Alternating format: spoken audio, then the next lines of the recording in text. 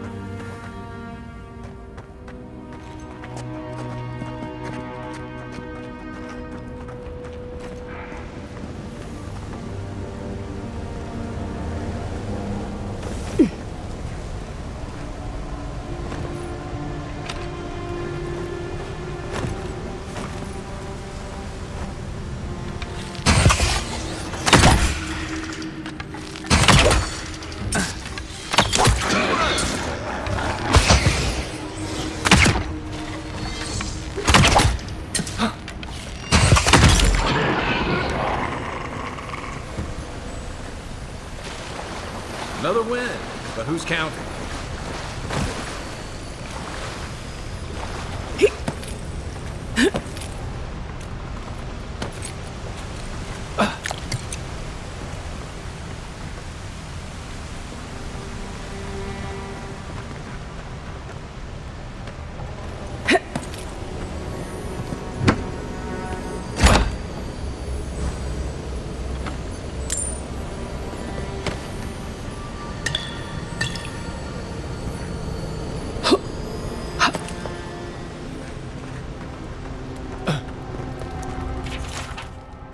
Didn't realize the head of the Steel Garrote was into antiques.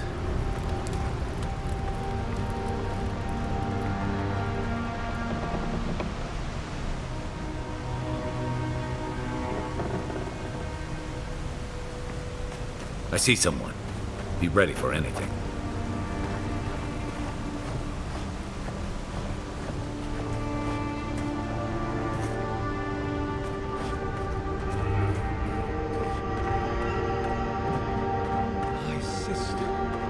Can it be? Come, stand in the light. Let me look at you. It has been too long. I had feared I was the last of us, but you... Oh, the very sight of you is a balm for the soul. I am the Oracle Sargamas, servant of the once shining god, he whose light has lately dimmed. What brings you to this sacred space?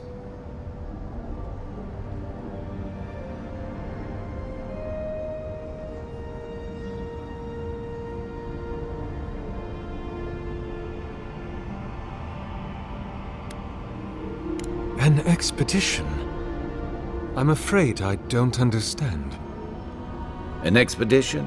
You know, treasure maps, matching outfits, campfire songs, the works. I am familiar with the concept, tomb raiding and the like. What troubles me is why they would come here. These ruins are not so different from the many others on this island, except that they are a good deal more treacherous. And this representation of Aethys we stand before, it is the work of my own hands. They could not hope to move it. Do you know what their purpose is here?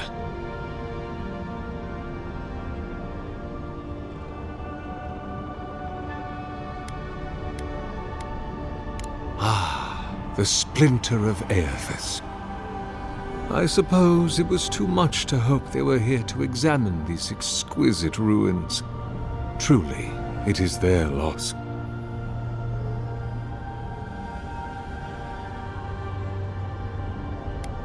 The splinter of Aethys is a sliver of shinbone from my lord's titan body. It was carved from his skeleton many centuries ago. Yet long after the gods left this mortal world to claim their dominion in the beyond, the splinter is infused with the very essence of my lord's power. To illuminate without fire, to heal without injury, and to speak without voice. It rests in a shrine deep within this temple complex, beyond the reach of looters, visitors, or indeed, myself. The path to the relic has fallen to ruin. Some sections are flooded, and others are infested with all manner of creatures. Although, perhaps you might assist me with that. If you're about to ask us to tidy up, think again. My place is a much bigger mess. Oh no. I had something far grander in mind. You see, this construction beside us is no mere statue, but a reliquary I have built to house the splinter of Aethys in its appropriate grandeur. It is nearly complete, and ready for the splinter to be interred. But I can no longer reach the relic on my own. Return it to me, and who knows, perhaps you will meet your expedition along the way.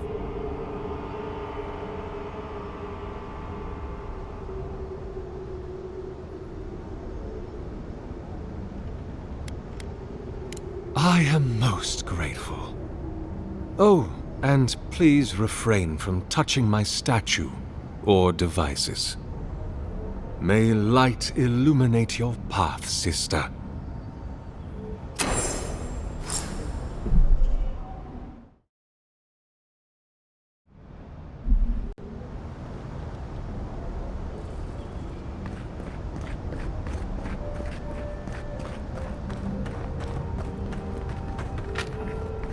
Leave those be. They protect my devices.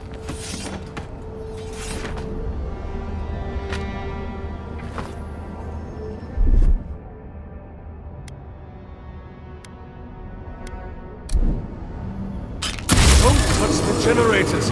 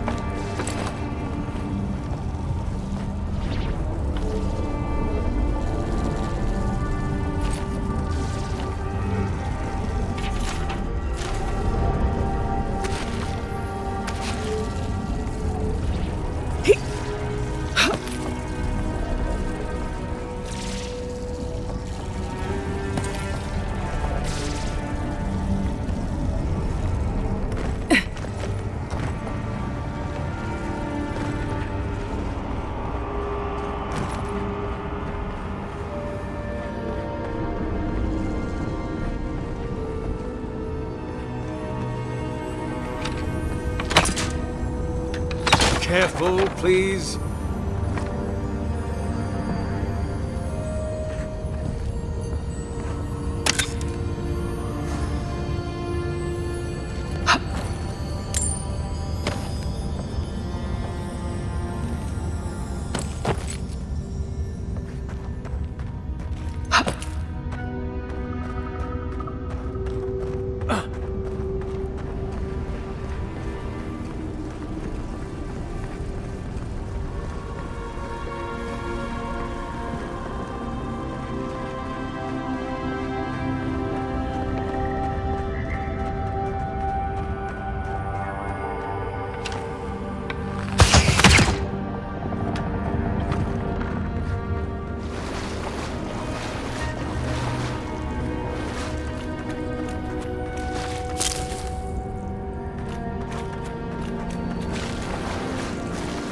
This reminds me of the Strangle Root. But how is anything this big growing all the way down here?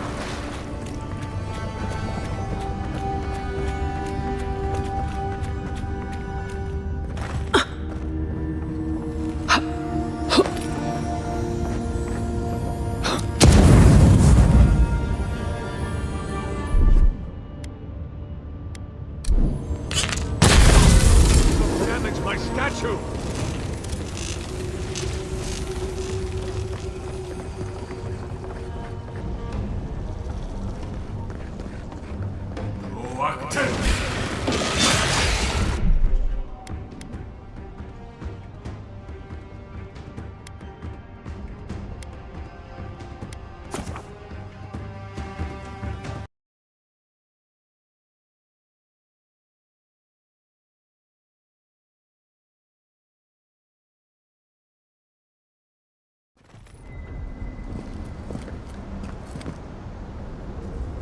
I am glad. To what do I owe?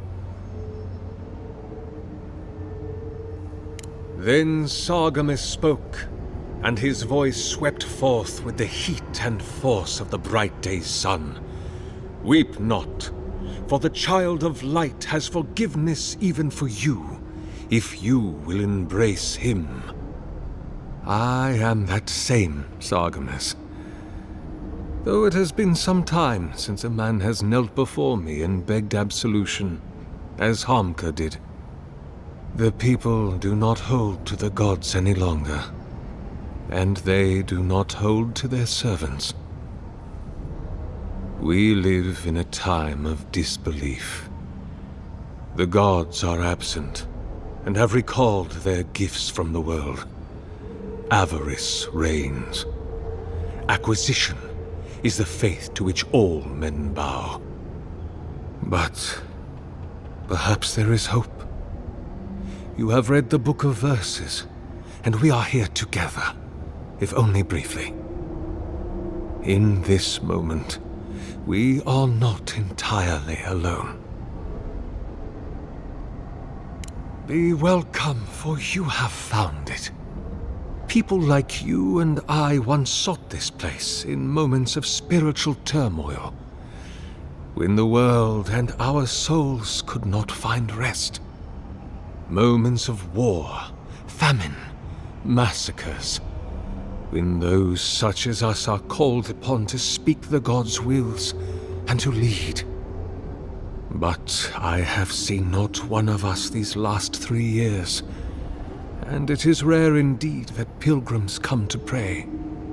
Perhaps our meeting now is the work of immortal hands. I pray that it is so.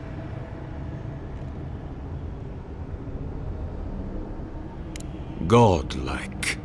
Such a meager word for us, who are the gods' eyes and ears and hearts.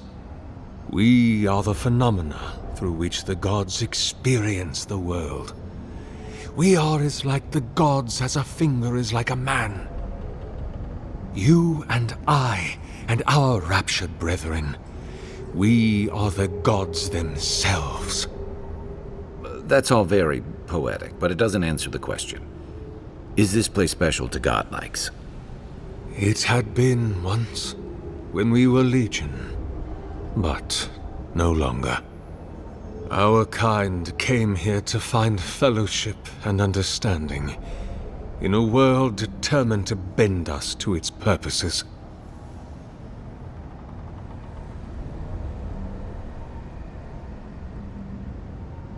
This is a heavy burden you carry, to be beloved of both a god and a god among men. I imagine one cannot help but wonder, did he elevate you for your skills and knowledge, your strengths, your accomplishments, or for what you are? You and I are instruments of a divine will. In choosing you to be his envoy, your emperor ennobles his purpose and tarnishes yours. Indeed. It has been my obsession these last few years. hewn by my own hands from stone in Ardra, and no small degree of melancholy. I suspect it will be my last great labor before this body is returned to the earth, and I am returned to my God. If I am, it is from an affliction that death will not cure. But no, sister, I am only very old. My light is waning. As Aethys' essence leaves the world, I am leaving with him. His essence has kept me alive for centuries, and soon we will enter the longest night. Indeed, my soul has dwelled in this form for centuries, beyond even the lifespan of the longest-lived elf. My lord Aethys inspired my birth in the same year the kingdom of Adir was founded. You might say my birth heralded the empire you now serve.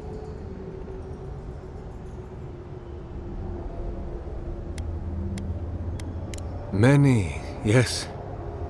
Some that inspired awe, others dread. For a time, I proselytized among the colonists who first settled Ir Glanfath. I held the door of my parish church against an onslaught of Glanfathan raiders, and I watched them fall prostrate before my light. I tended the wounded in the Broken Stone War, the War of Black Trees, the War of Defiance, and in many wars that were never given the dignity of a name, and since have been forgotten.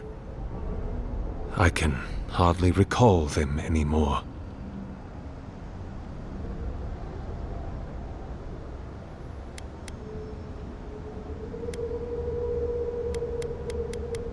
About 630, yes, give or take a decade. One does lose count. The Deerwood has been a troubled place since the very moment of its inception. Conflicts erupted as regularly as spring flowers, to bloom and die as swiftly. So, there is always some dark corner in need of light, if you'll indulge me in the metaphor. Truthfully, I had been jailed for proselytizing in Colklin, and it was to the colonies I was exiled. So it was the Deerwood or death. I had nowhere else to go. Is that what they're calling him now?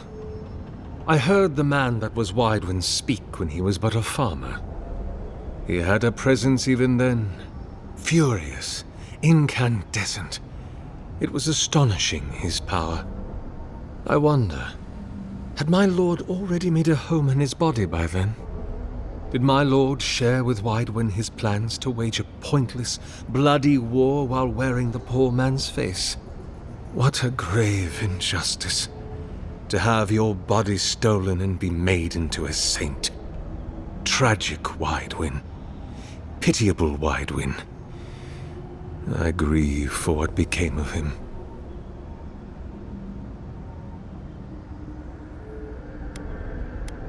God help me. I do. That is a question for my lord. I have asked him many times, but even when he spoke to me, he would not say. I suspect it is his essence that has kept me alive, and now that he has abandoned this world, well, I soon expect to die. In prayer, in dreams, as I ate and loved and labored, his voice was a constant murmuring in my ear. But when I spoke to him, he never did reply. So, do not mistake his talking for a conversation. He only wanted to be heard. Not anymore. Because you are my sister, And I want someone to know. I am as you are, though I do not care for the word. Aethys the Dawn-Treader is my lord and patron. If you will forgive me saying so, I am surprised to meet you here. Even before the vanishing of our kind, it had been some years since a child of Galawain came to speak with me. And I have never seen a member of the Lord of the Hunt's coterie whose visage resembles yours.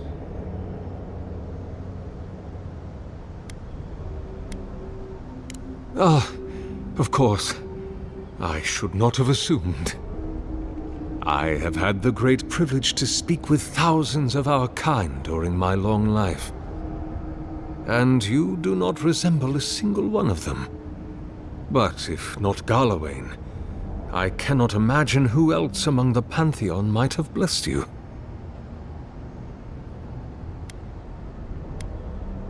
My relationship with my lord has oftentimes been the one succor through difficult seasons of my life.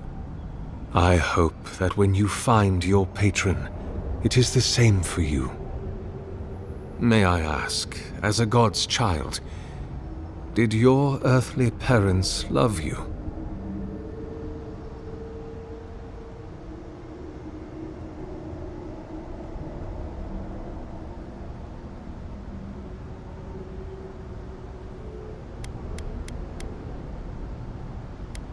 As I near the end of my life, my attention turns to my earliest days, to my family, my lord, and to love. I wonder if my parents could have loved me better if I had been less like myself and more like them. I wonder if I could have loved them more if I had not so dearly loved my lord. I wonder if that hurt them. I wonder why our holy parents made us as we are. Do we have any freedom in the face of our gods? Did they make us to love them? And if we do so love our gods, why do we not simply kill our bodies to be closer to them? Can we ever be close enough to what we love in them to satisfy our longing? Can we ever get far enough from what we loathe in them to satisfy our disgust? My lord will break my heart so long as I love him. And I will always love him. But I am selfish. I do not want to die heartbroken.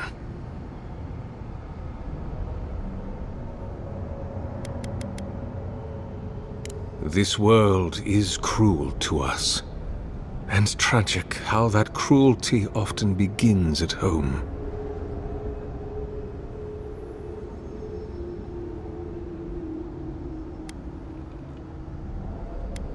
There are many theories, which the holy and learned of Eora have only just begun to argue. But you did not ask me for theories. Frankly, I do not know for certain. However, I believe the gods are preparing for war.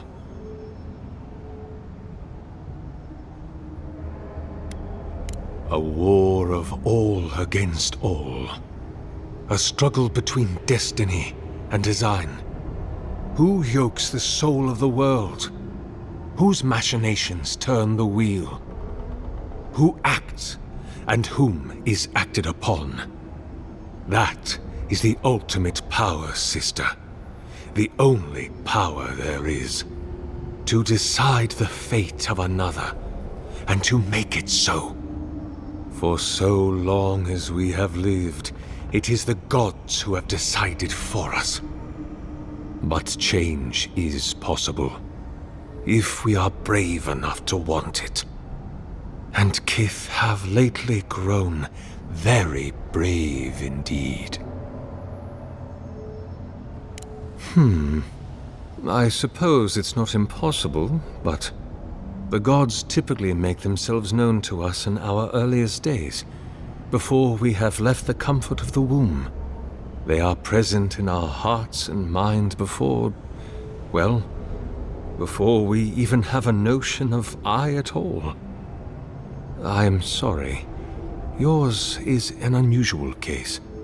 Tell me, this voice in your head, do you want it to be your god?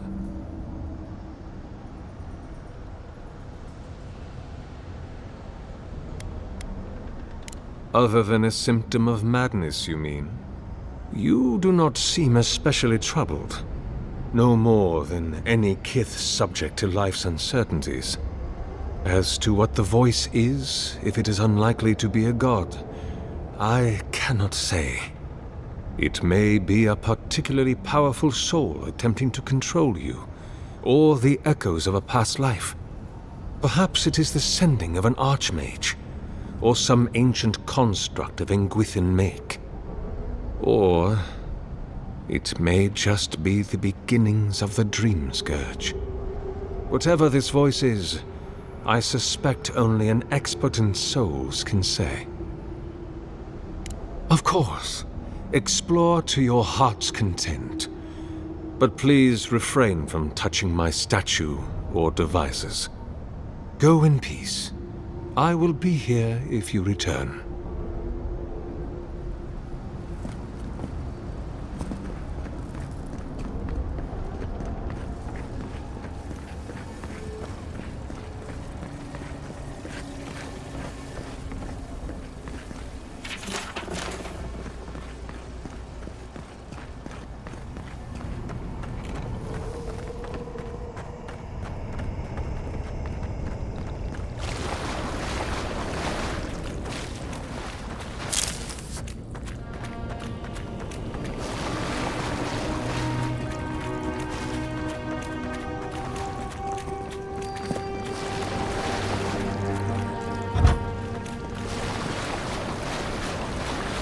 This reminds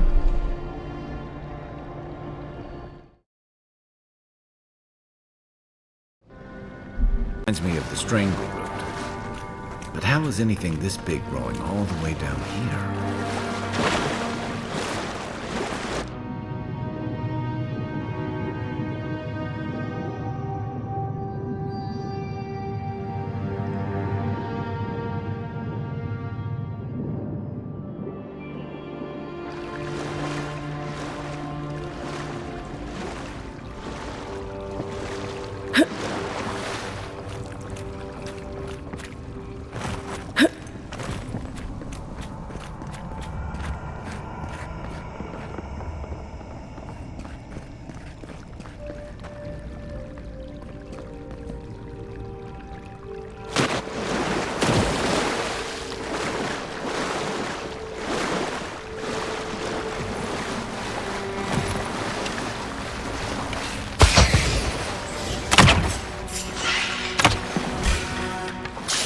This one's mine. Nice shot!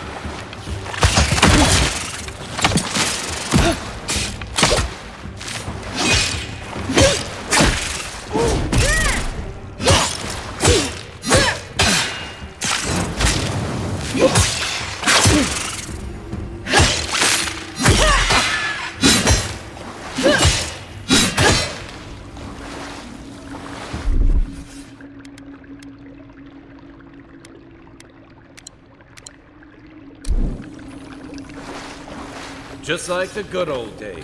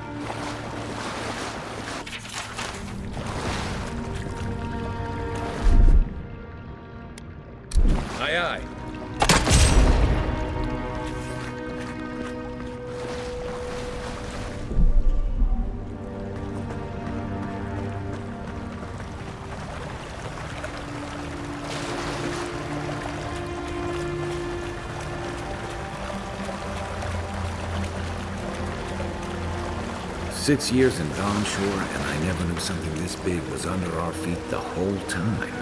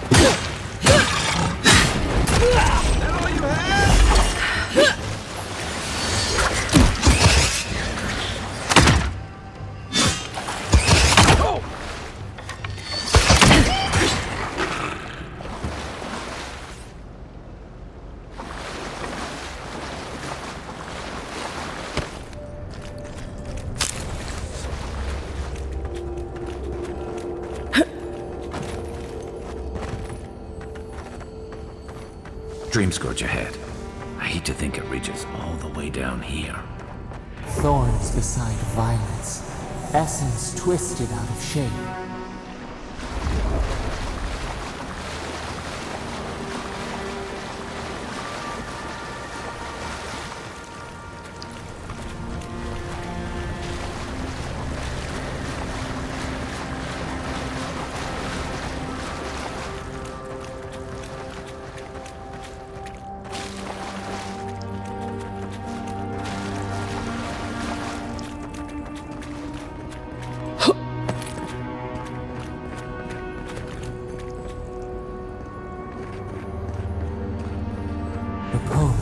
A pulse beating out of time.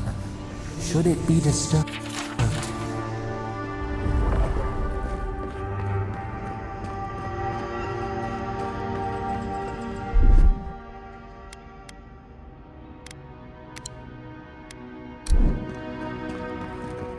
If it weren't for the creepy oracle and the invading roots, this place would be kinda nice.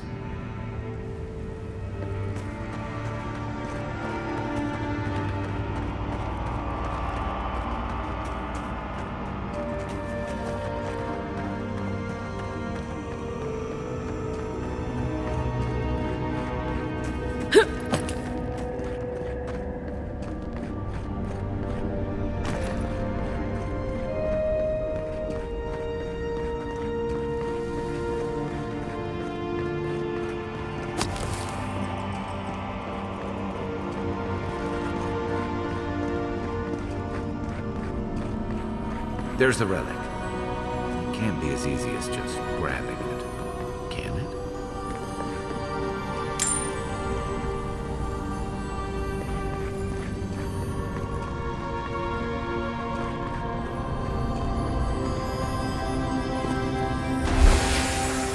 The false item. It waits.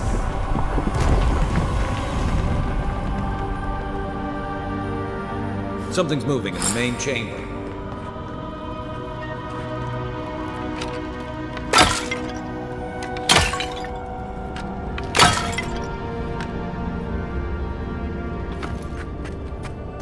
Quiet. No one said anything about tight spaces.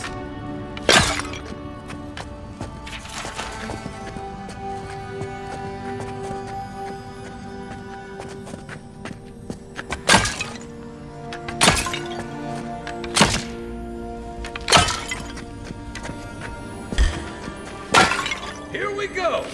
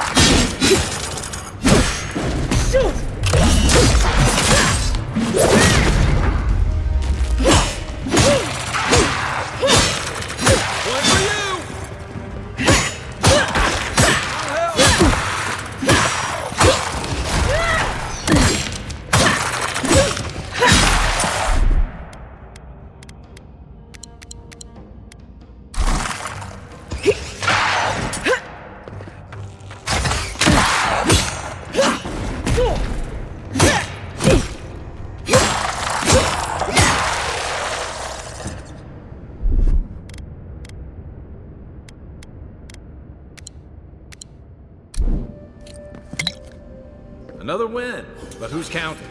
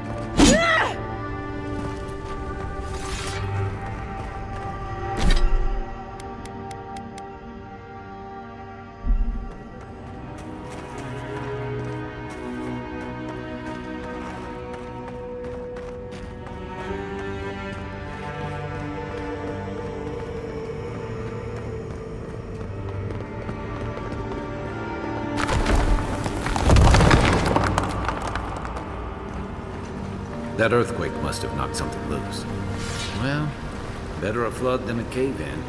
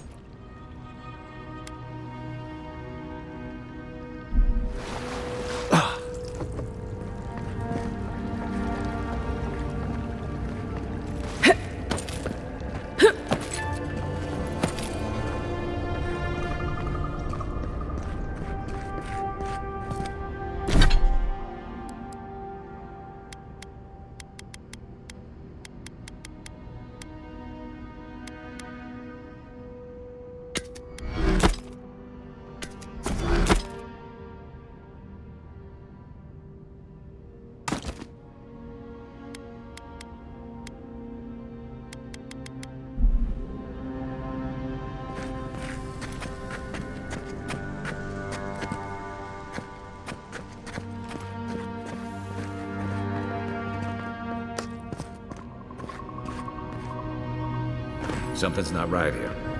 Take a look around.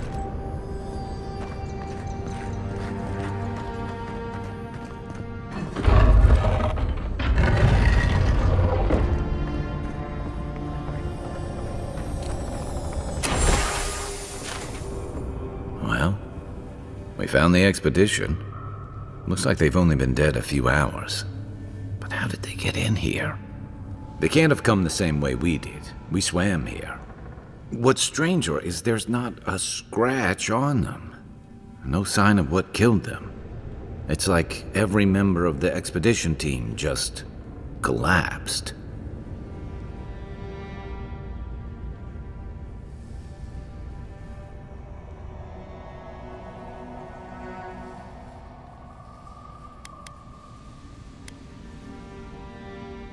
Yeah, I heard most of them drop dead at the same time. If you believe the priests and watchers, the gods ripped their souls clean out of their bodies after Aethys clobbered the wheel. But nobody's sure what really happened, and the gods aren't in a hurry to explain.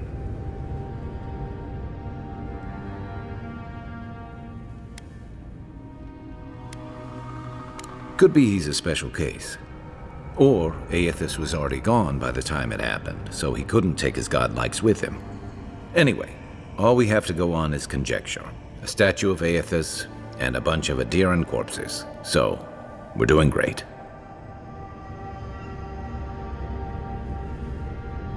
You think he's building a what? A giant animat? I've heard of those, but I've never seen one. They're suits of armor brought to life by bound souls, right? The Oracle couldn't have put the expedition's souls in the statue of Aethys, right?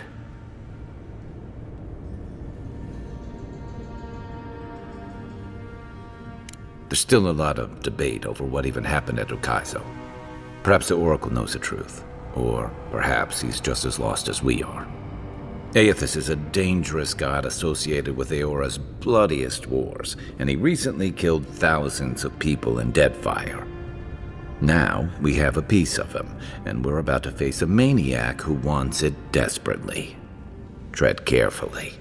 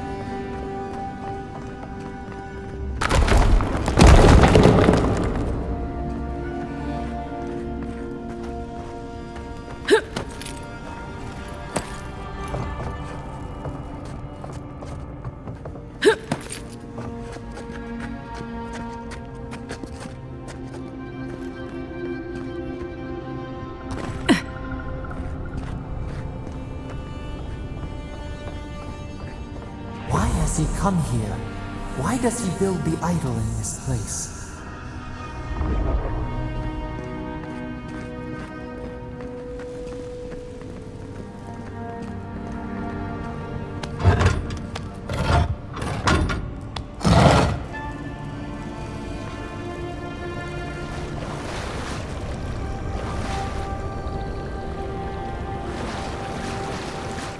Even the flood could not stop him. Fealty or sickness? I don't know what this guy's capable of, but I've got your back.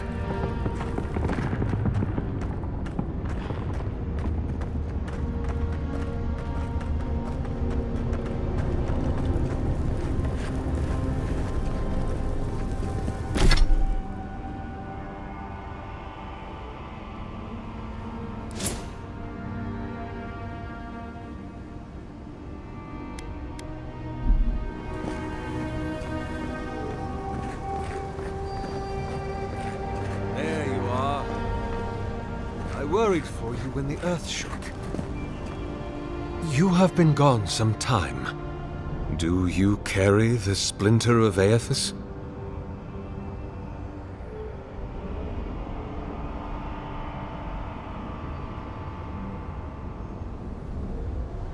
Ah, I did not expect you to be so thorough in your explorations. Nevertheless, I am impressed. As to whether I killed them, well, that is a matter of semantics.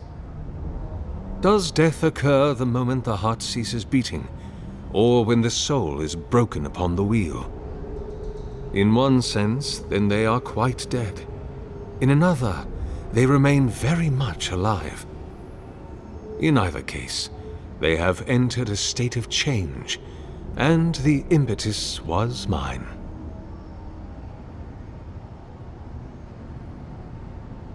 Yes, you and you alone see my purpose clearly. You see, I have given them the opportunity to be part of something larger than themselves. With your help, I shall give them a new commission: to prosecute the redemption of a god.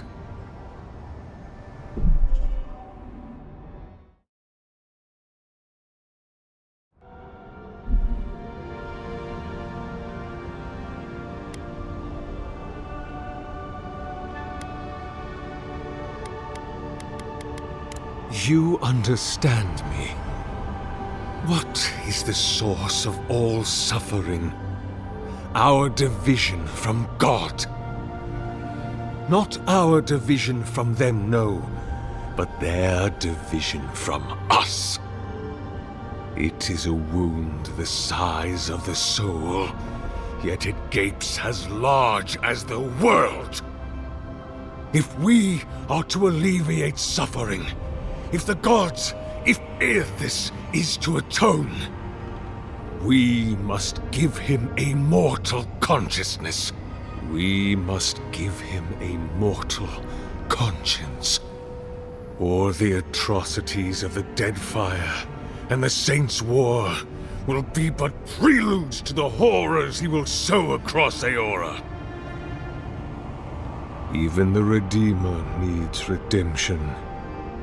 Even the gods must be held to account.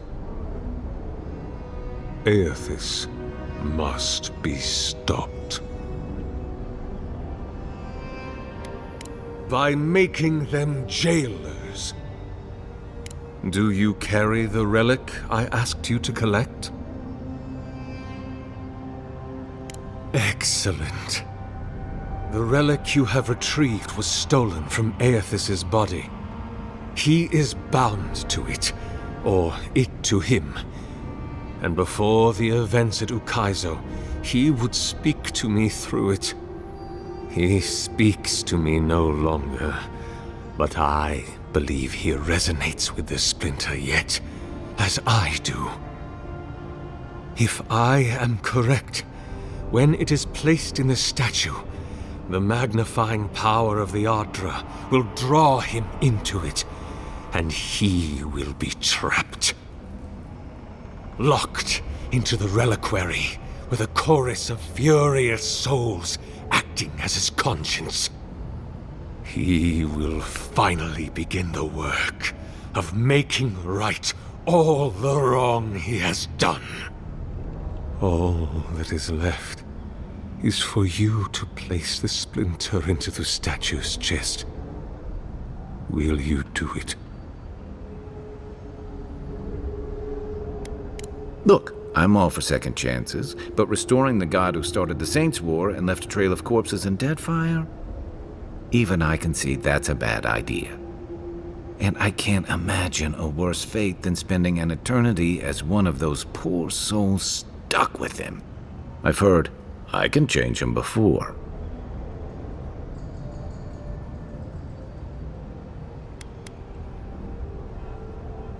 I cannot say. But when I return to the wheel, I pray I do not see Aethys there, for it will mean that I have failed. You see, my sister, you must understand. I am willing to endure a life of greatest loneliness, so that he may repent. Aethys is weak, if he persists at all. He expended tremendous soul energy manifesting in the body of Moros Nua and marching it across the Deadfire. By the time he reached Ukaizo, he was spent, and used the very last of his power to destroy the wheel. The god that is left is but a wisp of purpose, floating through the beyond. It is that wisp I will capture. I see. Why?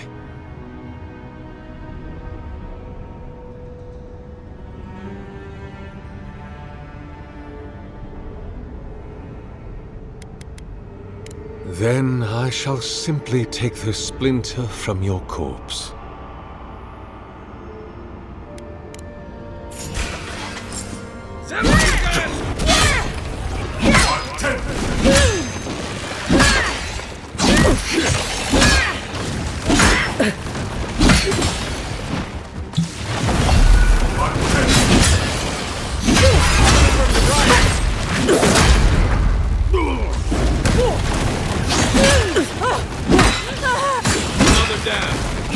I guess that's justice.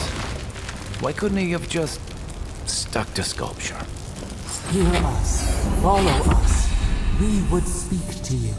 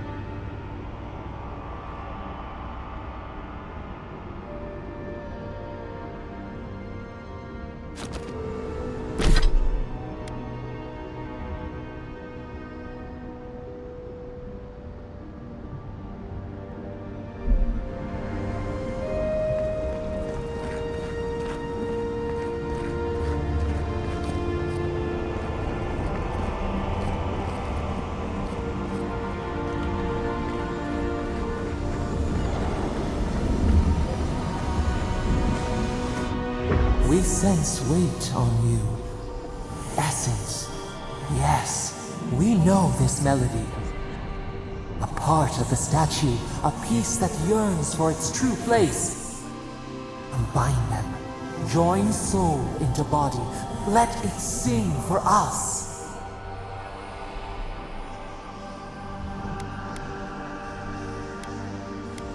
It dreams in colors we have never seen. Would we use it? We cannot know. It must be complete. Feast? Famine? We could not say. The Adra dulls our mind. We sense an acorn. Possibility. What will bloom? We await. Hey, Convoy. Back with us?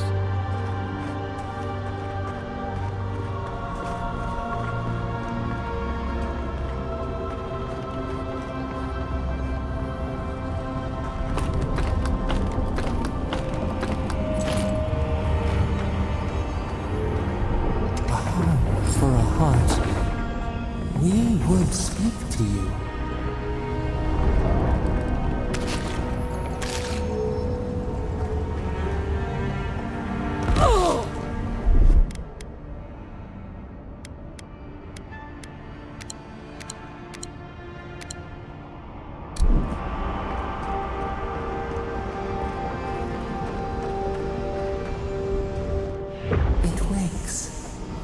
host, form-given life.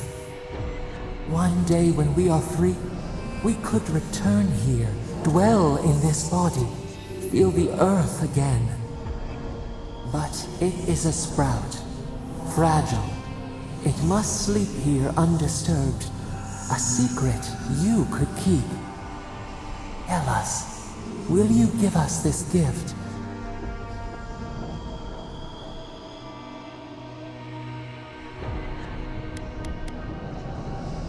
This prison holds us, silences us. The years fade like leaves.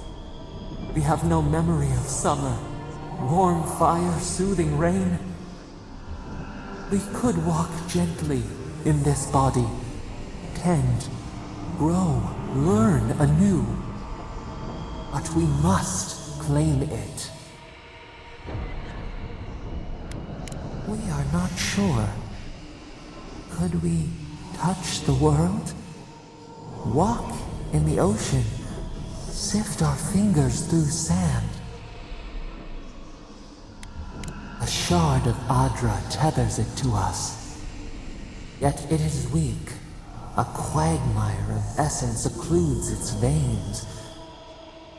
If we had time to tend it, perhaps we could find a way. A vessel to hold us. We will remember this. The Adra strains. It aches, a choking barricade of souls. Essence like mud, we cannot swim here. It must be flushed out. Free this obstruction, then when our prison bars fall, we will see.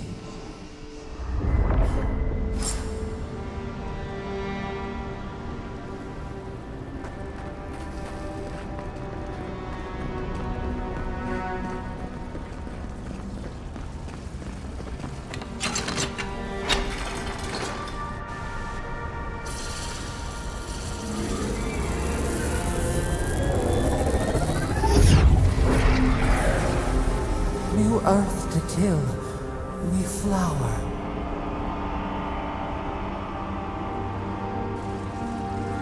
We rest now. We must consider this.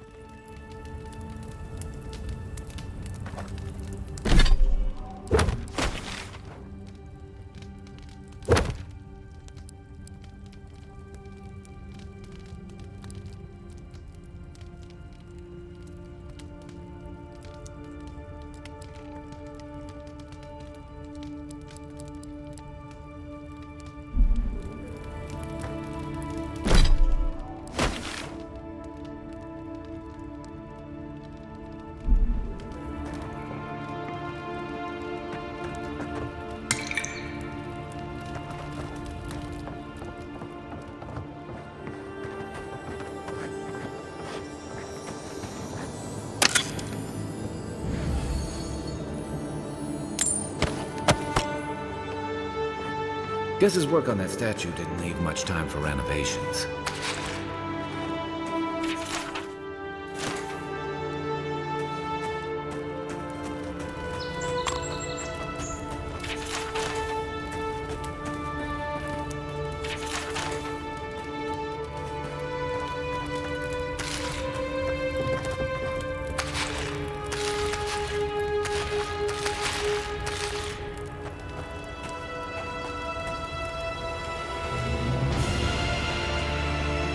Never thought I'd be so relieved to see Paradise.